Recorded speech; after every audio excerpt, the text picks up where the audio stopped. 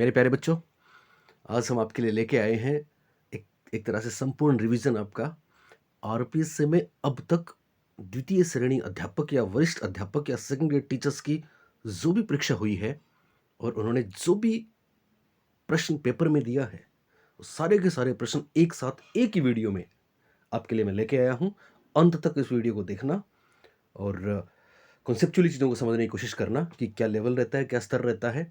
आपकी परीक्षा के 2-3 दिन बाकी हैं। इस वीडियो को ज़रूर देखना, चाहे आप रास्ते में हो, बस में हो, गाड़ी में हो, कहीं भी हो, और शेयर तो ज़रूर करोगे ही करोगे। ओके, तो ये पहला पेपर, एटलीस्ट 7 पेपर्स हैं जो हुए हैं अब तक। तो पहला पेपर आपके लिए, चलिए, तो पहले पेपर में मैंने लिख रखा है 68 से 60, साइकोलॉजी 68 से स्टार्ट है। ये हुआ 28, 68 से शुरू करेंगे हम। मैं फास्ट कर रहा हूँ थोड़ा आपके लिए, बिल्कुल आपके समय का मेरे को ख्याल है। 68 पहला प्रश्न देखिए, आप मेरे ख्याल से दिख रहा होगा आपको। ओके, तो देखो पहला ही प्रश्न है। पहला प्रश्न है, शिक्षा मनोविज्ञान संबंधित है, 4 ऑप्शंस हैं, अधिगमकर्ता से, अधिगम प्रक्रिया से, अधिगम संस्थितियों से, दिए गए सभी विकल्प। तो ध्यान देना, मैंने पहले मेरे वीडियोस बनाए हैं, उसमें इनके बारे में डिटेल में भी है, हमारी बुक में भी डिटेल में है। तो कौन जाने आपको डिटेल में पूछना। डिटेल में पूछने का मतलब ये होता है कि अधिगमकर्ता का मतलब क्या होता है। यानी शिक्षा मनोविज्ञान के क्षेत्र में 6 बिंदु हैं दरअसल, मैं आपको बता दूं। पहला है अधिगमकर्ता, लर्नर। दूसरा है अधिगम प्रक्रिया, लर्निंग प्रोसेस। तीसरा है अधिगम परिस्थितियां, जो इसमें दे रखा है लर्निंग सिचुएशंस। चौथा है अधिगम अनुभव या शिक्षण परिस्थितियां। पांचवा है अधिगम के निष्पादन का मूल्यांकन। और छठा है शिक्षक, टीचर। तो ध्यान रखना, टीचर भी शिक्षा मनोविज्ञान का क्षेत्र है, अधिगमकर्ता भी शिक्षा मनोविज्ञान का क्षेत्र है, अधिगम प्रक्रिया या अधिगम परिस्थितियां भी, इवन मूल्यांकन भी शिक्षा मनोविज्ञान का क्षेत्र है। तो 6 बिंदु हैं, 6 के 6 मेरे पुराने वीडियोज में मैंने दे रखे हैं। और किस में क्या है ये भी अभी फर्स्ट ग्रेड में बहुत जगह पूछा गया है कि साहब अधिगम प्रक्रिया में क्या है, अधिगम परिस्थितियों में क्या है। ओके, तो मेरे ख्याल से देख लेंगे आप वो वीडियोस। और इसका सही जवाब है ऑप्शन नंबर 4, दिए गए सभी विकल्प सही हैं। 68। अब दूसरा प्रश्न 69 देखिए, निम्न में से कौन सा कथन गलत है। पहला ऑप्शन है अधिगम समायोजन है, बिल्कुल है। अधिगम सार्वभौमिक है, लर्निंग इज यूनिवर्सल, बिल्कुल है। अधिगम हमेशा प्रेक्षणीय अवलोकनीय होता है। मैं आपको बता चुका हूं ना, हमारे साथ रहोगे तो शब्दों से खेलना सीख जाओगे। और मेरा दावा है, मेरी गारंटी है कि मेरा हर वो बच्चा जिसने मेरा हर वीडियो देखा है, वो केवल शब्दों के माध्यम से प्रश्नों को सही कर सकता है। हमेशा प्रेक्षणीय होता है ये तो कोई जरूरी नहीं है। ऐसी बाध्यता किसी भी ऑप्शन में आप लगाते तो वैसे ही आप उसको मान के चलना कि परीक्षा में वो गलत होगा, और ऐसा यहां भी हुआ है। चौथा है अधिगम का परिणाम व्यवहार में परिवर्तन होता है, बिल्कुल सही है। Learning result in change of behaviour, right है। लर्निंग इज एडजस्टमेंट, बिल्कुल राइट है। लर्निंग इज यूनिवर्सल, बिल्कुल राइट है। लेकिन अधिगम हमेशा प्रेक्षणीय या अवलोकनीय होता है, ये गलत है। क्योंकि बहुत बार ऐसा होता है कि अधिगम तो होता है लेकिन दूसरों को पता नहीं लगता, दूसरे उसको ऑब्जर्व नहीं कर सकते, इसलिए always observable is not right. तो 69 में थर्ड राइट आंसर होगा। 70 का प्रश्न देखिए, एक अध्यापक ने विद्यार्थियों का टीएटी परीक्षण किया। थेमेटिकल अप्रिसिएप्शन टेस्ट, याद आ रहा है हमारे वो शब्द, क्लासरूम वाले, ऑफलाइन वाले, ऑनलाइन वाले, बोथ। टीएटी परीक्षण किया ताकि उनमें निम्न की पहचान की जा सके। किसकी पहचान, उपलब्धि की, अचीवमेंट की, अभि, अभि, अभिज्ञता या अवेयरनेस की, व्यक्तित्व पर्सनैलिटी की, या फिर अभिवृत्ति एटीट्यूड की। तो देखो टीएटी हमने पढ़ा है पर्सनैलिटी में, मॉर्गन व मूरे ने टीएटी दिया, आपको याद है ना। पर्सनैलिटी इसका राइट आंसर होगा, व्यक्तित्व इसका राइट आंसर होगा। हालांकि उपलब्धि के आगे अभिप्रेरणा होता तो इसमें बोनस मिलता, क्योंकि उपलब्धि अभिप्रेरणा में भी टीएटी इंपॉर्टेंट है, ये आपको ध्यान रखना है। टीएटी में 30 कार्ड याद है ना आपको। एक साथ अगर ऐसा प्रश्न पूछ लें, एक साथ अधिक से अधिक कितने कार्ड दिए जा सकते हैं, तो हम बोलेंगे 20 कार्ड, 20 कार्ड्स दिए जा सकते हैं। तो 70 वाला थर्ड। 71, जिन प्रतिक्रियाओं को सीखने के उपरांत संतुष्टि प्राप्त होती है उन्हें सीख लिया जाता है, ये क्या कहलाता है। कल्पना का नियम, द लॉ ऑफ इमेजिनेशन। प्रभाव का नियम, द लॉ ऑफ इफेक्ट। तत्परता का नियम, द लॉ ऑफ रेडीनेस। या सापेक्षता का नियम, द लॉ ऑफ रिलेटिविटी। तो ये है प्रभाव का नियम। मेरे बहुत से बच्चों ने मेरे को व्हाट्सएप पे पूछा था कि सर हमें तत्परता का बताया गया है, तो वो गलत है बच्चों। प्रभाव का नियम राइट आंसर होगा। और हम तो शुरू से आपको प्रभाव का नियम बताते हैं, क्योंकि कुछ मिला, ये प्रभाव है, तब हमने उसको सीखा, ये प्रभाव है। बिल्ली ने बहुत सी उछल कूद की, लेकिन उसका प्रभावी कदम वही था जिससे भोजन मिला और जिससे दरवाजा खुला, तो उसी को उसने अडॉप्ट किया, बाकी को इग्नोर किया। ये ट्रायल एंड एरर का बहुत महत्वपूर्ण रूल है, द लॉ ऑफ इफेक्ट। जिसमें बाद में स्किनर ने अपना पूरा का पूरा ऑपरेंट कंडीशनिंग मॉडल दिया। चलिए 72, बहुत बढ़िया सा प्रश्न है, इस बार पूछ ले तो मजा आ जाएगा आपको। बेसल आयु किसके मापन से संबंधित है? Basal age is related to the measurement of व्यक्तित्व या अभिवृत्ति या बुद्धि या अभिक्षमता। तो प्यारे बच्चों, इसका सही जवाब होगा बुद्धि। पर मैं आपको यहाँ पे एक बात बताना चाहूंगा कि वास्तव में बेसल एज होती क्या है, तो सुन लें। दरअसल बेसल एज की परिभाषा ये है कि बेसल एज दरअसल हाईएस्ट मेंटल लेवल है, जिसमें बच्चा सभी आइटम्स को पास कर सकता है, सभी प्रश्नों का जवाब दे सकता है। आप बोलेंगे साहब क्या मतलब है इसका? तो देखो मैं एक छोटा सा एग्जांपल देता हूं। एक बुद्धि परीक्षण है, ठीक है, सभी वर्ष के बालकों के लिए है वो, ठीक है। उसमें एक 7 वर्ष के बालक के लिए हमने कुछ आइटम्स दिए, प्रश्न दिए, ठीक है। 8 वर्ष के बालक के लिए दिए, 9 वर्ष के बालक के लिए दिए। तो ध्यान देना, एक बच्चे ने क्या किया, 7 वर्ष के बालकों के लिए जो प्रश्न बनाए थे, 6 प्रश्न थे हर बच्चे के लिए, वो उन्होंने सारे सही कर दिए, ठीक है। और ध्यान देना, 8 वर्ष के बालकों के लिए जो प्रश्न बनाए थे 6, उनमें से वो 3 ही सही कर पाया, 3/6 आधे कर पाया। और 9 वर्ष के बालकों के लिए जो प्रश्न बनाए थे, वो उसमें से एक भी नहीं कर पाया। ध्यान देना, 7 वर्ष के बालकों के लिए बनाए गए सभी प्रश्न कर दिए उसने, 8 वर्ष के बालकों के लिए बनाए गए आधे प्रश्न कर पाया, और 9 वर्ष के बालकों के लिए बनाए गए प्रश्नों में से एक भी नहीं कर पाया। 3 बातें हुई ना, ये तीनों टर्म है, ध्यान रखना, तीनों में से कोई भी बात आ सकती है परीक्षा में। तो सभी प्रश्न कर दिए 7 वर्ष के बालकों के लिए बनाए गए, ये तो हो गई उसकी बेसल एज, बेसल आयु, यानी सभी टोटल आइटम कर दे, ठीक है।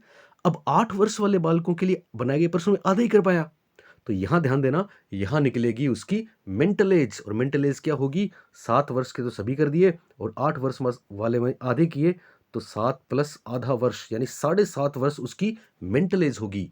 इसका मतलब मेंटल एज बेसल एज से आगे होती है, ठीक है। और 9 साल के बच्चों का एक भी प्रश्न नहीं कर पाया, तो ये उसकी कहलाती है सीलिंग एज। क्या कहलाती है? सीलिंग एज कहलाती है, जिसमें वो सभी के गलत जवाब देता है, लेकिन ये सीलिंग एज लोएस्ट लेवल होता है, ध्यान देना, क्योंकि 10 वर्ष वाले 11 वर्ष वाले बालकों के प्रश्न नहीं कर पाएगा। कौन से बालकों के सभी प्रश्न नहीं कर पाया? लोएस्ट 9 साल है। तो सीलिंग एज 9 ईयर हो गई, बेसल एज 7 ईयर हो गई, और मेंटल एज 7.5 वर्ष हो गई। कितनी हो गई? 7.5 वर्ष। याद रखना, बेसल एज बुद्धि। कितना महत्वपूर्ण कॉन्सेप्ट बताया हमने आपको।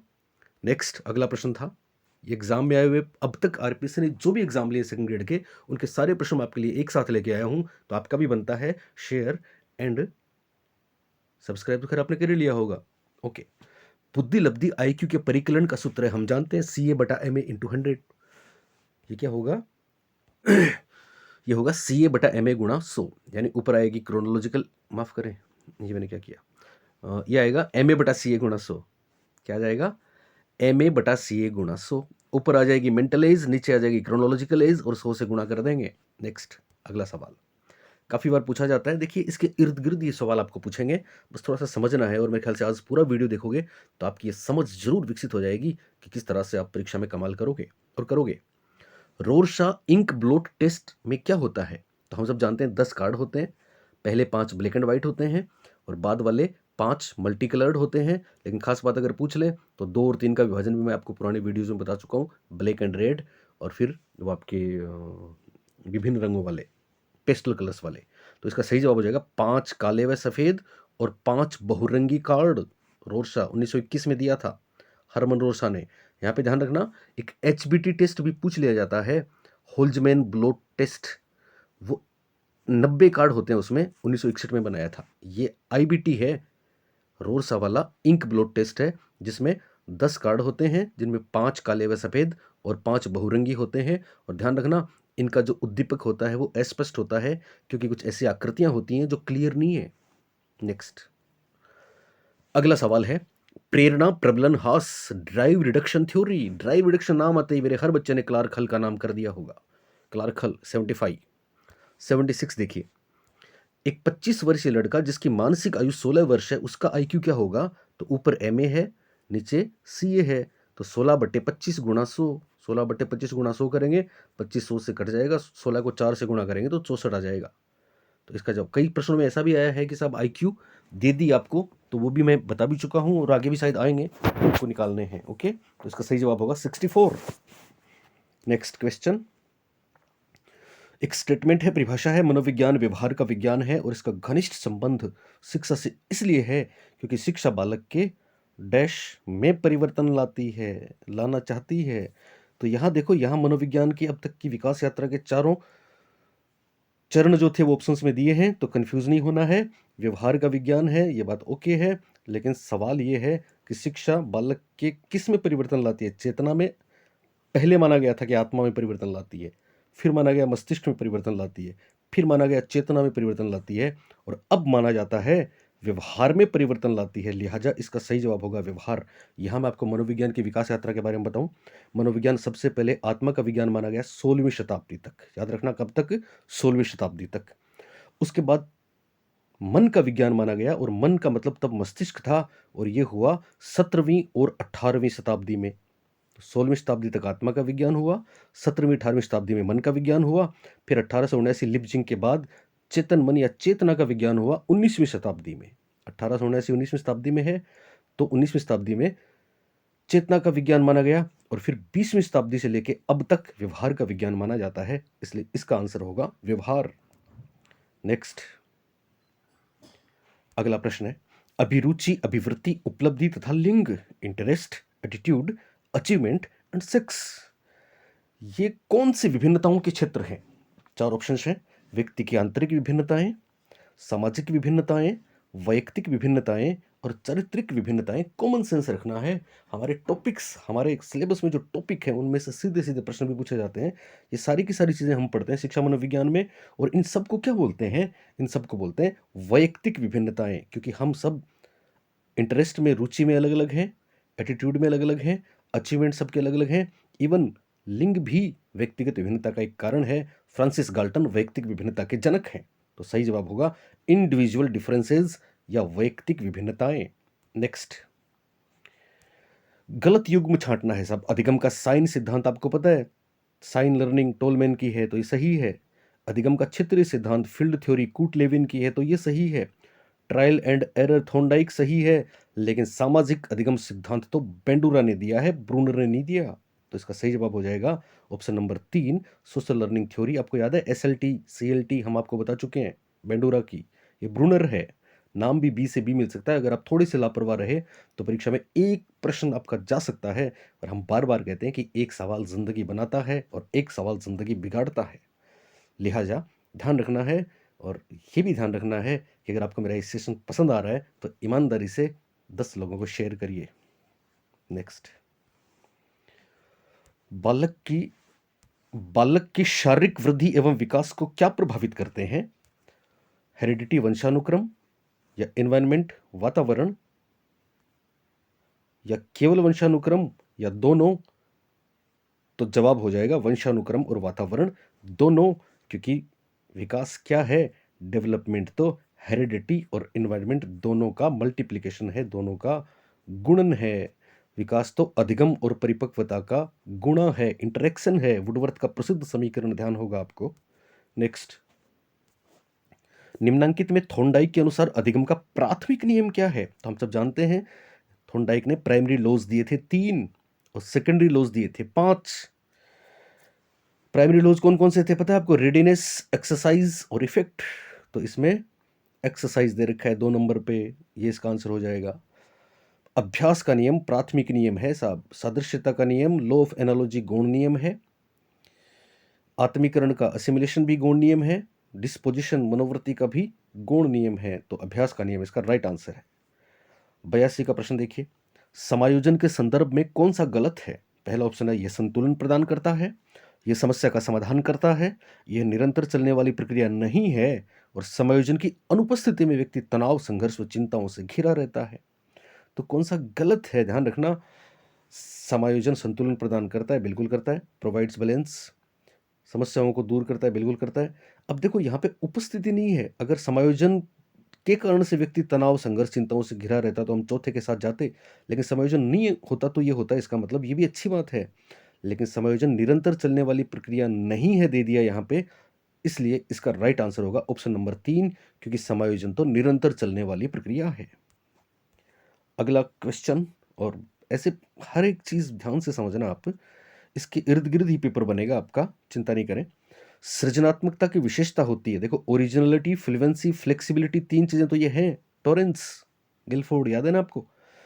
ओरिजिनलिटी, फ्लुएंसी, फ्लेक्सिबिलिटी के साथ इलेबोरेशन या एक्सप्लोरेशन, तो ये 4 शब्द हमेशा याद रखना आप, और वो 4 स्टेप ज़रूर याद रखना सृजनात्मकता के। याद है ना आपको 4 स्टेप? प्रिपरेशन, दूसरा इनक्यूबेशन, तीसरा इल्यूमिनेशन और चौथा वेरिफिकेशन। एक सवाल ज़रूर पूछा जाता है। तो सृजनात्मकता की विशेषता होती है, ये तीनों ही हैं साहब, तो सभी विकल्प हो गए, सभी विकल्प। ओके, 84th अगला है, एक शिक्षक के लिए शिक्षा मनोविज्ञान की उपादेयता है। स्वयं के ज्ञान एवं तैयारी के बारे में जानकारी बिल्कुल होती है, बालकों की आवश्यकता की जानकारी भी होती है, तो ए और बे दोनों सही हैं, तीसरा ऑप्शन राइट आंसर है। नेक्स्ट अगला प्रश्न है, एक प्रश्न एलडी पे जरूर आएगा, मैं एक सेपरेट वीडियो परीक्षा में जाने से पहले लर्निंग डिसेबिलिटीज पे देना चाहूंगा, क्योंकि एक ऐसा पेपर है अभी आएगा सामने जिसमें लर्निंग डिसेबिलिटी पे 5 प्रश्न आए एक साथ, तो मैं दूंगा उसको, लेकिन आप उसके लिए डिजर्व करेंगे तभी। चलिए, अधिगम बाधित या अधिगम असमर्थ बच्चे, learning disable children are mostly dash होते हैं, क्या होते हैं? आक्रामक या संगठित या संगत या निम्न उपलब्धि वाले। तो देखो, संगठित अच्छी बात होती है, वो तो वैसे नहीं हो सकता। संगत कंसिस्टेंट भी नहीं हो सकता। 2 बचे अग्रेसिव और अंडर अचीवर्स। तो अधिगम बाधित का मतलब जो सीखने में प्रॉब्लम है उनको, इसका मतलब अचीवमेंट प्रभावित होगा उनका, वो अंडर अचीवर्स होंगे, वो निम्न उपलब्धि वाले होंगे। वो आक्रामक हो या ना हो ये जरूरी नहीं है, और जनरली वो आक्रामक नहीं होंगे क्योंकि वो तो अधिगम अक्षम है, इसलिए उनकी उपलब्धि ये बताएगी कि साहब वो लर्निंग डिसेबिलिटी के शिकार हैं।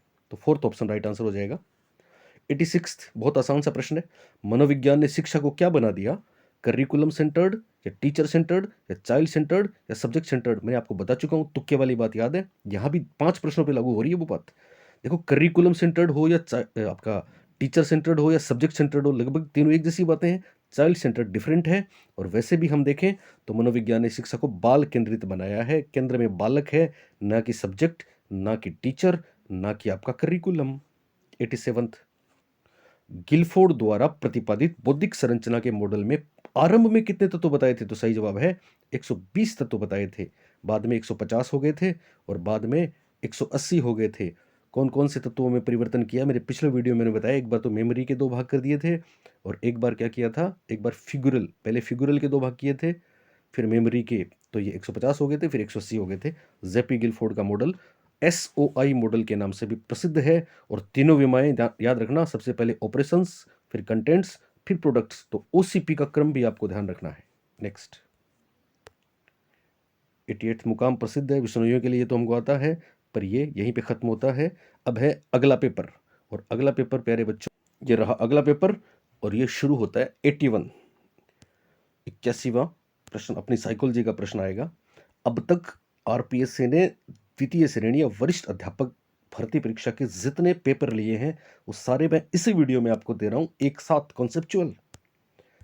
अंत तक वीडियो को देखना है, और परीक्षा में एक भी प्रश्न गलत करके आओगे तो हम आपको माफ नहीं करेंगे, दूसरों को शेयर नहीं करोगे तो भी हम माफ नहीं करेंगे। हालांकि आप चालाकी से हमको बताओगे नहीं, पर हमको पता लग जाएगा आपने कितने शेयर किए। चलिए 81 पे चलिए सब। 81वां प्रश्न अपना रहेगा, तेंदुलकर विधि। 81 ओके, 81 का देखिए, सम्मान और प्रतिष्ठा व्यक्ति के लिए अभिप्रेरणा की तरह कार्य करते हैं। ये प्रेरक निम्नलिखित में से किस श्रेणी से संबंधित हैं? तो अब्राहम मैस्लो का यह सवाल है, और इसका सही जवाब हो जाएगा, बोलिए क्या? व्यक्तिगत या सामाजिक या शरीर कार्यकी या फिर राजनीतिक? पर्सनल, सोशल, फिजियोलॉजिकल या फिर पॉलिटिकल? तो इसका सही जवाब है सामाजिक। क्या सही जवाब है? सामाजिक। याद रखना, अभी एक स्टेट का पेपर हुआ था, उसमें प्रश्न आया था कि साहब जो पहली 2 आवश्यकताएं हैं, ध्यान रखना इस बात का, पहली 2 आवश्यकताएं हैं, 5 प्रकार की आवश्यकताएं बताई ना, बाद में 8 भी बता दी उन्होंने। तो 5 प्रकार की आवश्यकताएं मैस्लो ने बताई जो आवश्यकता पदानुक्रमिक सिद्धांत में, उसमें सबसे पहली फिजियोलॉजिकल नीड्स और दूसरी सेफ्टी नीड्स, ये दोनों लो लेवल की हैं। ओके, और ध्यान रखना है, इन दोनों को बेसिक नीड्स बोला, फंडामेंटल। उसके बाद तीसरी लव नीड्स, और चौथी आपकी स्टीम नीड्स, इन दोनों को साइकोलॉजिकल नीड्स बोला है। याद रखना, पहली 2 बेसिक नीड्स हैं, अगली 2 साइकोलॉजिकल नीड्स हैं। ठीक है। और पांचवी जो है सेल्फ एक्चुअलाइजेशन नीड्स, वो टॉप की लीड है। और आप एक बात वो भी ध्यान रखना कि पहली चार को बोला गया है डेफिशिएंसी नीड्स, डी नीड्स, और अंतिम को बोला है बीइंग या ग्रोथ या बी नीड्स। ओके, तो यहां सामाजिक जवाब हो गया।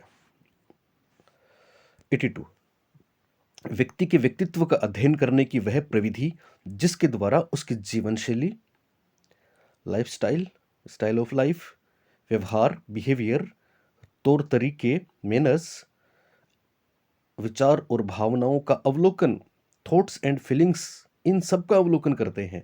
यानी इसमें सब कुछ आ गया, कैसे वो जीता है, कैसे व्यवहार करता है, क्या उसके विचार हैं, अब तक उसने क्या किया। ये क्या कहलाएगी, इन्वेंट्री कहलाएगी या केस हिस्ट्री कहलाएगी या फिर रेटिंग स्केल कहलाएगी या प्रोजेक्टिव कहलाएगी? तो इसका सही जवाब है केस हिस्ट्री या वैयक्तिक अध्ययन। वैयक्तिक अध्ययन टाइडमैन याद रखना, वैयक्तिक अध्ययन सिगमंड फ्रॉइड याद रखना। वैयक्तिक अध्ययन माइक्रोस्कोपिक है, डायग्नोस्टिक है, और व्यक्ति की अब तक के संपूर्ण जीवन की हिस्ट्री तैयार करते हैं इसमें, हिस्ट्री, इसलिए इसका नाम केस हिस्ट्री है। नेक्स्ट, और ये प्राचीनतम विधि है। नेक्स्ट, निम्नलिखित में से कौन सी मुख्य प्रक्रिया बेंडूरा के सामाजिक संज्ञानात्मक सिद्धांत अवलोकन अधिगम में सम्मिलित नहीं है? सोशल कोग्निटिव थ्योरी आ गया ना, सोशल कोग्निटिव, SCT दोनों आ गए। ऑब्जर्वेशन लर्निंग इसी को बोलते हैं। तो सबसे पहले एक्सपीरियंशियल, अटेंशनल, रिटेंशन, मोटिवेशन। आपको याद है हमने बेंडूरा में आपको 4 फेज बताए थे, पहला अटेंशन, दूसरा रिटेंशन, तीसरा रिप्रोडक्शन और चौथा मोटिवेशन। इसमें 4 में से 3 दे रखे हैं, अटेंशन, रिटेंशन, मोटिवेशन। रिप्रोडक्शन नहीं है बल्कि एक्सपीरियंशियल दे दिया, जो कि इसका आंसर होगा। अनुभवात्मक वाली बात बेंडूरा का स्टेप्स नहीं है। नेक्स्ट, अगला भी बहुत अच्छा प्रश्न है। निम्नलिखित में से कौन सा उच्च बुद्धि का संकेत है? पहला ऑप्शन है एक बुद्धि लब्धि परीक्षण में 105 अंक प्राप्त करना, दूसरा याद करके पता बताना, तीसरा समान गलतियों को किसी कार्य के पश्चात पृष्ठ पोषण का अवसर मिलने पर दोबारा नहीं करना, और चौथा है उच्च श्रेणी प्राप्त करना। तो प्यारे बच्चों समझना इसको, बुद्धि लब्धि में कभी भी कितने नंबर लाते हैं ये कोई मायना नहीं होता उच्च बुद्धि का। याद करना तो हमेशा खराब बात है, हम आपको बार बार बताते हैं। और नंबर तो कोई भी ला सकता है परीक्षा में, ये तीनों के तीनों डिसाइड नहीं करते कि आप बुद्धिमान हैं, बल्कि आपने कोई गलती करी, उसके बाद हमने आपको समझा दिया, बता दिया, फिर दोबारा आपको समझ में आ गया, उसके बाद आप उसमें गलती नहीं करोगे, तो निश्चित रूप से आप हाई इंटेलिजेंट हो। तो इसका सही जवाब हो गया समान गलतियों को दोबारा नहीं दोहराएं। कब? जब आपको बता दिया जाए, सही रास्ता बता दिया जाए। समझ में आ रहा है? नेक्स्ट, 85th, बालक जो अपने विद्यालय में अच्छा कार्य नहीं करते हैं प्राय अपने अध्यापकों की आलोचना करते हैं। समायोजन की ये युक्ति क्या कहलाती है? मेरे ख्याल से इससे आसान कोई सवाल नहीं हो सकता। ये तो है प्रक्षेपण। क्या कहलाती है? प्रक्षेपण कहलाती है। आपको याद है ना, क्षतिपूर्ति। क्षतिपूर्ति में एक पक्ष कमजोर हुआ तो दूसरे पक्ष को बहुत मजबूत कर लें, वो क्षतिपूर्ति है। शोधन सर्वोत्तम रक्षा युक्ति है। प्यार में असफल युवक का कवि बन जाना। औचित्य स्थापन, रेशनलाइजेशन, याद है आपको? अंगूर खट्टे हैं, ना मिले तो हमने तर्क दिया। और प्रोजेक्शन में बहाना बनाया, तो अध्यापक को दोष देना एक बहाना बनाना है, लिहाजा प्रोजेक्शन या प्रक्षेपण इसका राइट आंसर है। कुछ लोग कहते हैं कि सर हमको आवाज़ कम आती है, तो दोस्तों ईयरफोन लगा के सुनो, आवाज़ भी आपको आ जाएगी। जब आप ईयरफोन लगाओ इतने में आप शेयर भी कर देना। नेक्स्ट, अगला क्वेश्चन है, शेल्डन साहब याद है? शेल्डन क्रिश्मर, एटलस ऑफ मैन, सोमेटोटाइप, 444, आदर्श श्रेणी, वही शेल्डन है। शेल्डन ने दरअसल क्रिमिनोलॉजी और आपकी बॉडी का स्ट्रक्चर है दोनों को मिला के दिया था। शेल्डन के गुरु कौन थे? शेल्डन के गुरु थे सीजर लैम्ब्रोस, जो बाल अपराध विज्ञान के जनक थे। तो शेल्डन ने सभी मनुष्यों के शारीरिक आयामों को गोलाकाय, मध्यकाय और लंबाकाय, देखो हिंदी में क्या लिखते हैं, इंग्लिश में एंडोमार्फिक, मेसोमार्फिक और एक्टोमार्फिक कैटेगरी में बांटा। व्यक्तित्व का ये सिद्धांत क्या याद है आपको? केवल राजस्थान में हमने आपको बताया है। जब भी पर्सनैलिटी हम पढ़ाते हैं तो हम आपको ये कहते हैं कि सबसे पहले हम पढ़ेंगे टाइप्स अप्रोच, फिर पढ़ेंगे ट्रेट्स अप्रोच, याद है ना आपको? तो ये टाइप्स अप्रोच की बात है, प्रकार सिद्धांत है। शीलगुण सिद्धांत के प्रकार सिद्धांत में जितने प्रकार हुए हैं याद है ना आपको? हिप्पोक्रेट से लेके थियोस्टोफर से लेके रियासेक मॉडल तक हमने आपको बताए हैं हमारे वीडियोस में, हमारे ऐप पे, हमारी क्लासेस में। ट्रेट्स अप्रोच में, ट्रेट्स अप्रोच के जनक आलपोर्ट, केटल, याद है? आइजेंक तक की हमने बात करी है। साइकोएनालिटिक सिगमंड फ्रॉइड है। घटना क्रिया विज्ञान सिद्धांत, ये क्या पता है आपको? फेनोमेनोलॉजिकल थ्योरी क्या है? तो सुन लें, कौन जाने इस पे कोई बात आ जाए। दरअसल फेनोमेनोलॉजिकल थ्योरी क्या कहती है, यह एक लेटेस्ट ट्रेंड है पर्सनैलिटी को समझने का। इसमें जो पर्सनैलिटी को समझना चाहते हैं, वो कहते हैं कि साहब व्यवहार का आधार जो है, वो व्यक्ति का स्वचेतन होता है, खुद व्यक्ति समझ सकता है। यानी इस फेनोमेनल थ्योरी को तभी समझा जा सकता है, जब शोधकर्ता व्यक्ति की आँखों से और उसके दिमाग के माध्यम से दुनिया को देखता है। तो ये भी एक अच्छी चीज़ है, फेनोमेनोलॉजिकल थ्योरी। इसका जवाब है टाइप थ्योरी। नेक्स्ट 87th देखिए, कौन सा कथन, देखो बहुत बारीक हल्का सा फ़र्क होता है जिन बच्चों का सिलेक्शन होता है और जिनका सिलेक्शन नहीं होता है। क्या हल्का सा फ़र्क होता है? जो चीज़ों को इस तरह से समझ के चलते हैं, ऑप्शंस को ध्यान से पढ़ते हैं, और ध्यान से पढ़ने का मतलब ये नहीं कि एक ऑप्शन को आप 4 बार पढ़ लो, 6 बार पढ़ लो, अंदर कुछ नहीं जा रहा है। समझ के पढ़ना है, शब्दों से खेलना है, कॉन्सेप्ट हमसे लेने हैं, फिर कौन रोकेगा आपकी राहें? हम तो आपके साथ हैं, शाना-बशाना चल रहे हैं, क्योंकि आपके ख्वाब और हमारे ख्वाब जुदा नहीं है। हम बखूबी बता चुके हैं, समझा भी चुके हैं। ओके, यही सवाल पूछा गया था, बहुत से बच्चे गलत करके आए थे। निम्नलिखित में से कौन-सा कथन बालक और प्रौढ़ के संवेगों के बारे में सही नहीं है? यानी इमोशंस के बारे में है, बड़ों के और छोटे बच्चों के। पहला है, बालक प्रौढ़ से अधिक स्वैच्छिक रूप से संवेगों को प्रदर्शित करता है। क्या बच्चा बड़ों से अधिक संवेग प्रदर्शित करता है? समझना, बहुत महत्वपूर्ण बात बता रहा हूँ। बिल्कुल करता है। ये इसका मतलब ये नहीं है कि साहब बालक में बड़ों की तुलना में ज़्यादा संवेग होते हैं। संवेग तो बड़ों में ज़्यादा होते हैं, बालकों की तुलना में। क्यों होते हैं पता है आपको? कि जन्म के समय तो कोई संवेग होता ही नहीं है, अस्पष्ट उत्तेजना होती है। हालाँकि वाटसन ने क्रोध, भय और स्नेह 3 संवेग बताए हैं। बाकी आप गुड इनफ की बात करें, ब्रिजेस की बात करें, सबने बोला है कि संवेग तो मैच्योरिटी के साथ-साथ डेवलप होते हैं। इसका मतलब बड़ों में संवेग ज़्यादा होते हैं, पर बड़े बताते नहीं हैं, जताते नहीं हैं, छोटे बच्चे बताते हैं, एक्सप्रेस करते हैं। इसलिए पहला ऑप्शन बिल्कुल सही है, और हमको बताना है जो गलत है वो हमारा आंसर होगा, क्योंकि सही नहीं है, यही तो पूछा है। तो बालक प्रौढ़ से अधिक स्वैच्छिक रूप से संवेगों को प्रदर्शित करता है, बिल्कुल करता है साहब। बालक के संवेग प्रौढ़ों की तुलना में कम होते हैं, समझना। बालक में बड़ों की तुलना में संवेग कम होते हैं, ये बात सही कि गलत? बिल्कुल सही। बालक प्रौढ़ की तुलना में क्षण उद्दीपक के प्रति भी संवेगात्मक व्यवहार करता है। उसके पास थोड़े से संवेग होते हैं, लेकिन हल्का सा कोई भी स्टिमुलाई हुआ तो वो अपने एक्सप्रेस कर देगा, ये भी सही बात है। प्रौढ़ के संवेग बालक की तुलना में तुरंत परिवर्तित होते हैं, ये गलत बात है। संवेग बालक के ज़्यादा परिवर्तित होंगे, संवेग बालक ज़्यादा शो करेगा, संवेग बालक तुरंत बदलेगा, लेकिन संवेग ज़्यादा होंगे बड़ों में। लिहाजा चौथा गलत है, और यही इसका सही जवाब है। नेक्स्ट, अगला क्वेश्चन है, बहुत अच्छा प्रश्न है, और ये सवाल ध्यान से देखना आप। टोरेंस के सृजनात्मक मापन के परीक्षणों में निम्नलिखित में से कौन सा कार्य संबंधित नहीं है? नहीं है पूछा है, ठीक है। कौन सा कार्य संबंधित नहीं है? पहला है सामान्य वस्तुओं का सामान्य उपयोग, दूसरा लंबी कविता को याद करना, तीसरा चित्र निर्माण करना, चौथा पूछो और अनुमान लगाओ। अगर आपने टॉरेंस का नाम भी जिंदगी में नहीं सुना और आपने हमारे वीडियोस देखे हैं, तो आप ये प्रश्न बिल्कुल सही कर दोगे, क्योंकि आप समझ लोगे कि ये ओड वन है, जो अलग सा होता है वो आंसर होता है। याद करना सर ने बोला था कि कभी भी अच्छी बात नहीं होती, और सृजनात्मकता में, अपसारी चिंतन में तो याद करने का कोई सवाल ही नहीं है, इसलिए ये राइट आंसर होगा। पर बच्चों फिर भी सुन लो आप, टॉरेंस पे निश्चित रूप से प्रश्न पूछे जाते हैं, और बहुत पूछे जाते हैं। बाकर मेहंदी, टॉरेंस, इन पे सृजनात्मकता, इन पे तो प्रश्न आते ही आते हैं। अभी इसमें एस्टेट में भी मैं पेपर करवाऊंगा आपको 1-2 दिन में, उसमें भी आए हैं। याद रखना टॉरेंस के बारे में, टॉरेंस को फादर ऑफ क्रिएटिविटी कहते हैं। टॉरेंस ने सृजनात्मकता का जो परीक्षण दिया, उसमें 4 चीज़ें बहुत महत्वपूर्ण बताई: फ्लुएंसी, फ्लेक्सिबिलिटी, ओरिजिनलिटी और इलेबोरेशन।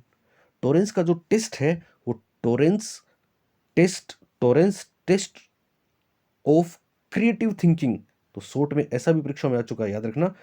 टीटीसीटी के नाम से भी फेमस है, प्रसिद्ध है टीटीसीटी। और एक बहुत महत्वपूर्ण बात आपको बताने जा रहा हूं कि टॉरेंस ने अपने टेस्ट में चित्र निर्माण बताया है, पूछो और अनुमान लगाओ बताया है, सामान्य वस्तुओं का अनयूजुअल यूज बताया है, लेकिन लंबी कविता को याद करना नहीं बताया है। लिहाजा ये राइट आंसर है।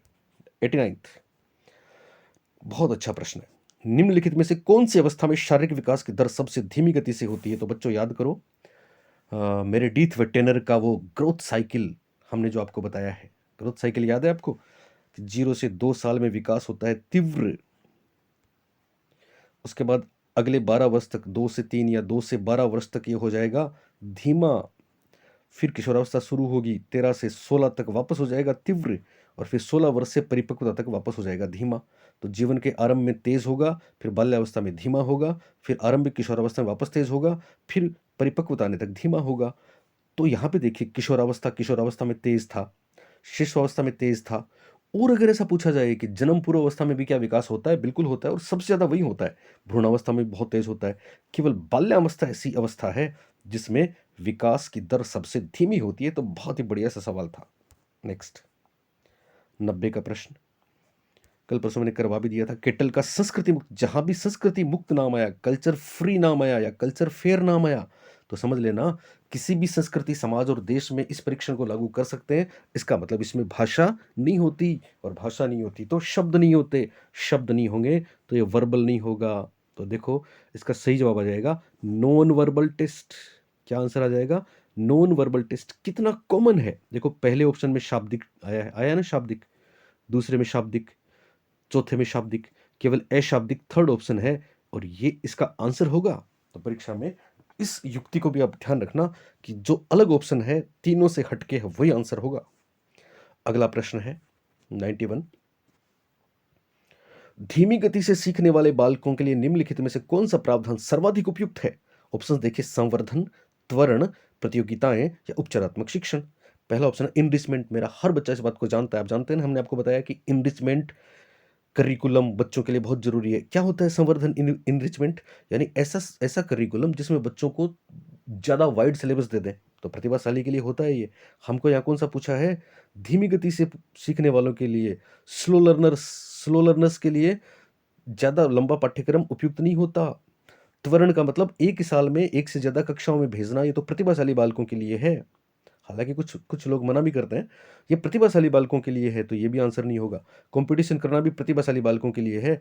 उपचारात्मक शिक्षण इनका एक टूल है, तो इसका आंसर है रेमेडियल टीचिंग। बात समझ में आई? ओके, अगला सवाल। निम्नलिखित में से कौन सा कथन एक बालक का एक व्यक्ति के रूप में विकास के बारे में सही है? पहला ऑप्शन है विकास अनुवांशिकी का परिणाम है। दूसरा, विकास एक यादृच्छिक प्रारूप द्वारा होता है।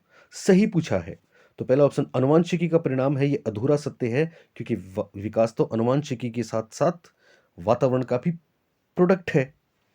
यादृच्छिक प्रारूप क्या होता है? रेंडमली पैटर्न ये होता है कि साहब जैसे 10 बच्चे हैं तो एक का विकास हो गया, फिर छठे का विकास कर दिया, फिर तीसरे का विकास कर दिया, यानी बीच में इसमें उठा उठा के विकास करना है, सबका एक जैसा नहीं करना है, उसको बोलते हैं रेंडमली। तो क्या विकास ऐसा होता है? बिल्कुल नहीं होता, वो तो सबका ही होता है।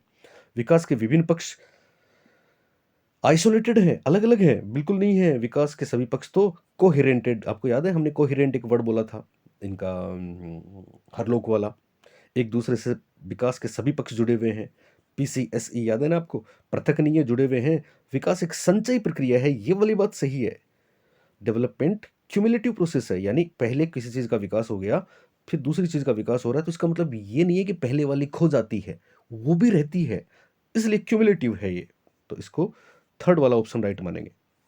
अगला प्रश्न है, एक अध्यापक के लिए शिक्षा मनोविज्ञान का शैक्षिक निहितार्थ क्या है? पहला ऑप्शन है बालकों या विद्यार्थियों को समझना। दूसरा ऑप्शन है विज्ञान के नियमों का कक्षा में अनुप्रयोग करना। तीसरा ऑप्शन है विद्यालय की समस्याओं का प्रभावी तरीके से समाधान करना। और चौथा, विश्व के बारे में स्वयं की गलत संप्रतियों को सुधारना। तो ध्यान दें, एक अध्यापक के लिए शिक्षा मनोविज्ञान का शैक्षिक निहितार्थ। चौथा, विश्व के बारे में खुद के गलत कॉन्सेप्ट क्या है उनको सुधारें नहीं।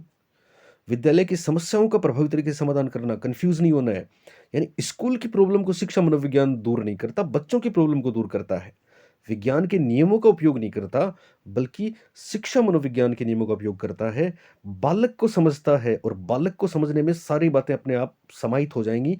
इसलिए राइट आंसर पहला ऑप्शन होगा, अंडरस्टैंडिंग द चिल्ड्रन और स्टूडेंट्स। बच्चों को समझ लिया तो सारे काम हो गए। 94 देखिए, एक कक्षा में विद्यार्थी समूहों में एक प्रायोजन पर मिलकर कार्य करते हैं, ग्रुप्स में कार्य करेंगे किसी प्रोजेक्ट पर। ये किसका एग्जांपल है? इंस्ट्रक्शनल अप्रोच हमने बोला कभी सही नहीं होता। Behavioural approach, social constructive approach, information processing approach. तो वैसे कंस्ट्रक्टिविस्ट नाम आ गया तो फिर कमाल हो जाएगा, आपको पता है ना। ये सामाजिक निर्मितवाद उपागम का एक एग्जाम्पल है। सामाजिक निर्मितवाद उपागम बेहतर चीज़ है, बेस्ट चीज़ है, जिसमें प्रोजेक्ट भी है, मिलके भी काम करते हैं, इंटरेक्शन भी होते हैं, और ज्ञान का निर्माण खुद ही करते हैं। 95। रोहन बाहुबली की नवीनतम चित्रकथा की पुस्तक पढ़ रहा है, क्योंकि वह यह देखने के लिए इंतजार नहीं कर सकता कि बाहुबली और उसके परिवार के साथ क्या घटित हुआ। ये किसका एग्जाम्पल है? कितना बढ़िया सा प्रश्न है, तो ध्यान देना यहाँ पे। किसका एग्जाम्पल है? इंट्रिंसिक मोटिवेशन का है या एक्सट्रिंसिक मोटिवेशन का है या दोनों का है या किसी का नहीं है? तो ध्यान देना बच्चों, इसमें कोई इनाम नहीं मिल रहा, अंदर से खुशी हो रही है, तो केवल आंतरिक अभिप्रेरणा इसका आंसर होगा। जहां कारण बाहर हो, रीजन बाहर हो, कोई इनाम हो, कोई प्रशंसा हो, कोई बड़ाई हो, या कोई मेडिकल की प्रवेश परीक्षा पास करनी हो, ये सारे के सारे एक्सट्रिंसिक और बाह्य अभिप्रेरणा होती है। और जहां अंदर से खुशी मिलती है, इटसेल्फ उस काम में आनंद मिलता है, रिजल्ट में नहीं बल्कि उस काम में आनंद मिलता है, उसको आंतरिक अभिप्रेरणा कहते हैं। तो ये बहुत बढ़िया सा सवाल पूछा गया था। जिसने ये किया वो सिलेक्शन ले गया था हमारे उन बच्चों में से, पर जिसने ये नहीं किया वो किसी दूसरे मोटिवेशन में और बाह्य मोटिवेशन में फंसा रहा था, और लास्ट में अब हमारे पास आ रहा है कि सर हमको पता नहीं था ऐसा होता है क्या।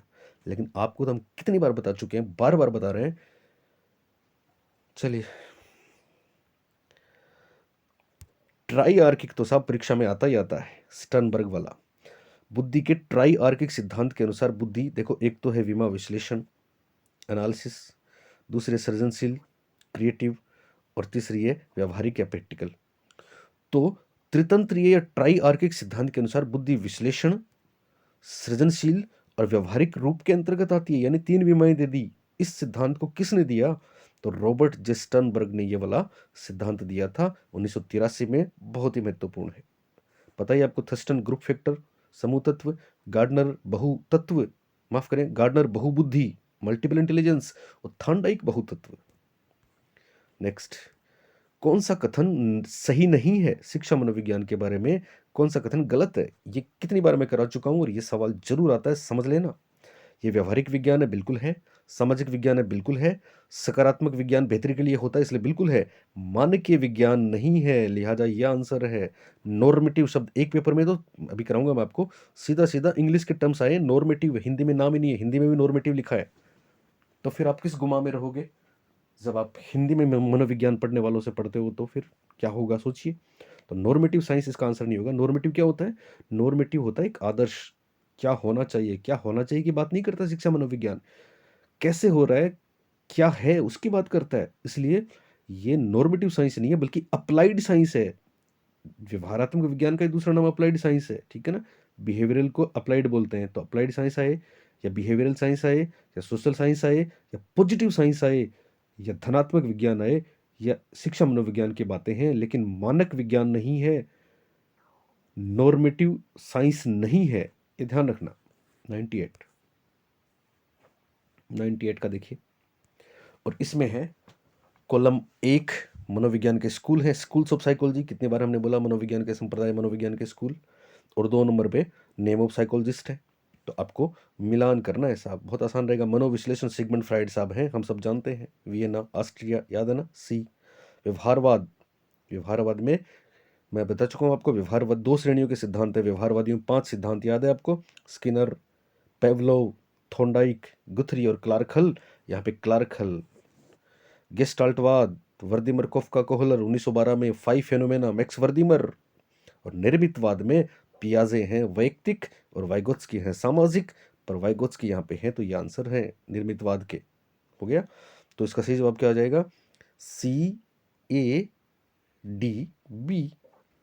CADB थर्ड में है, इसका मतलब राइट आंसर होगा option number third, CADB। Okay, next, विगत अधिगम द्वारा वर्तमान अधिगम का धनात्मक सरलीकरण सुसाध्य है। उदाहरण के तौर पर योग द्वारा गुणा में सहायता करना, यानी पहले योग सीख लिया उसके बाद गुणा सीख रहा है, तो ये क्या होगा? अनुबंधात्मक स्थानांतरण अंतरण नहीं होगा। द्विपार्श्विक, आपको पता है, दाएं हाथ से कोई काम सीखा फिर बाएं हाथ से करना पड़ा तो कर दिया, वो बायलेटरल होता है, द्विपार्श्विक होता है। अब बचे वर्टिकल और सीक्वेंशियल, अनुक्रमिक स्थानांतरण और ऊर्ध्वाधर स्थानांतरण। ये मैं अलग से वीडियो बना के फिर कभी आपको बताऊंगा कि एक में क्या होता है। एक में पहले आपने जोड़, बाकी गुणा तीनों सीखे, उसके बाद भाग सीखा, तो यहां से चले आप यहां पे आ गए, ठीक है। और एक में आपने केवल एक एग्जाम्पल दे दिया, गुणा से डायरेक्ट भाग या जोड़ से डायरेक्ट गुणा सीखा, ठीक है। तो ये फर्क है, ये अनुक्रमिक स्थानांतरण इसका आंसर आएगा। नेक्स्ट, बालकों के आत्म प्रत्यय के विकास के लिए निम्नलिखित में से कौन-सा तरीका उपयुक्त नहीं है? पहला ऑप्शन है समस्याओं से बचने के लिए सलाह देना, बालकों को निर्णय लेने की स्वतंत्रता देना, व्यवहार के लिए स्पष्ट संदर्शिक पथ स्थापित करना या फिर बिना शर्त के स्वीकार्यता और प्रेम को संप्रेषित करना। तो प्यारे बच्चों, हमने जो आपको क्लू दिए हैं, आप उससे ही आराम से बता सकते हैं कौन सा तरीका ठीक नहीं है। बिना शर्त के बालकों को आप कम्युनिकेट करेंगे, एक्सेप्टेंस एंड लव, यानी वो जो कर रहे हैं उसको स्वीकार भी करेंगे तो कितनी अच्छी बात है। बालकों के लिए क्लियर गाइडलाइंस देंगे, कितनी अच्छी बात है। बालकों को फ्रीडम दे देंगे देंगे कितनी अच्छी बात है। समस्याओं से बचने की सलाह देना तो कोई नहीं बोलेगा, ये इसका राइट आंसर हो जाएगा। ओके प्यारे बच्चों, तो देखो बच्चों, मुझे लगता है क्योंकि ये प्राइम टाइम है और मैं जब भी मेरे वीडियोस डालता हूँ तो मुझे इतना फील होता है कि कभी तो इसलिए आप लोग नहीं देख पाते कि मैं लेट नाइट डालता हूँ। ये 7 पेपर हैं दरअसल, और मैं बैक टू बैक इसके हो सकता है रात को ही आपको दूसरा वीडियो इसके बाद में दूँ, इसलिए मैं यहीं पे कट कर रहा हूँ। अभी आपको केवल 2 पेपर ही मैंने दिए हैं, मेरे पास हैं सारे, कंटिन्यूअसली हैं, और मेरा मूड था कि मैं 2 घंटे की आपको सारी एक साथ दूँ। लेकिन मुझे अब लग रहा है कि इसको काट के मैं एक दूसरा वीडियो इसके बैक ये आप देखो, तब तक दूसरा वीडियो भी तुरंत आ जाएगा। लेकिन शेयर आप जितना करोगे उतना जल्दी आपको दूसरा वीडियो मिलेगा। Okay, thank you, bye. अभी के लिए इतना ही। तुरंत पढ़ते रहें और जितना समय मिले आपको पुराने वीडियोस देख लेना। Thank you.